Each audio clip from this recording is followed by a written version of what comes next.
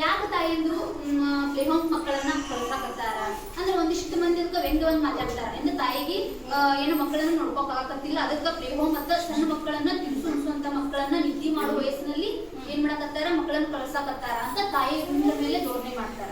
ಆದ್ರೆ ಇವತ್ತ ತಾಯಿ ಅದಕ್ಕೆ ಏನ್ ಮಾಡಕತ್ತಾಳ, ಒಂದು ಗಂಡಸಿನ ಸರಿ ಸಮಾನವಾಗಿ ದುಡಿಯಾಕತ್ತಾಳ. ಯಾಕಂದ್ರೆ ಸಿಟಿ ಒಳಗ ಏನಾಗ್ತದ, ಒಂದು ಗಂಡಸ್ ದುಡಿಯಾಕತ್ತ ನಮ್ಗೆ ಸಾಲಂಗಿಲ್ಲ, ಹಂಗ ಅವ್ನು ಸರಿ ಸಮಾನ ನೋಡಿದ್ರೆ ಏನೋ ಒಂದು ಸ್ವತಂತ್ರ ಆಗ್ಬೋದು ಅಂತೇಳಿ ಇವತ್ತು ಹೊರಗಡೆ ದುಡಿಯಾಕ ಹೋಗ್ತಾಳ. ಹಂಗಾಗಿ ಮಕ್ಕಳನ್ನ ನೋಡ್ಕೊಳಕ್ಕಾಗಿ ಆಗ್ತಾ ಇಲ್ಲ. ಅಂತ ಒಂದು ಸಂದರ್ಭದಲ್ಲಿ ಮಕ್ಕಳನ್ನ ಏನ್ ಮಾಡ್ತಾರೆ, ಇಂಥ ಪ್ಲೇ ಹೋಮ್ ಅಂತ ಹೇಳಿ ಹಾಕಿ ಹೋಗ್ತಾರ.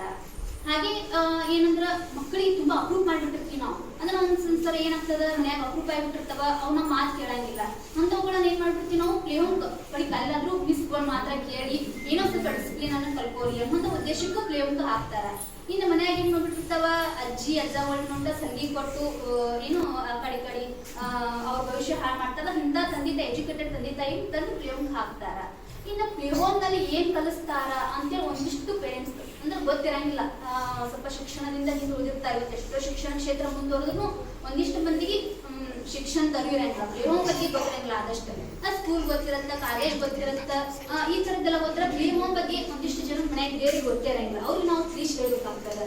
ಒಂದು ಪಾಲಕ ಸಭೆಯಲ್ಲಿ ಈ ತರ ಹೇಳಿ ಕನ್ವಿನ್ಸ್ ಮಾಡ್ಬೇಕು ಪ್ಲೇ ಹೋಮ್ ಬಗ್ಗೆ ಅಂತ ಹೇಳಿ.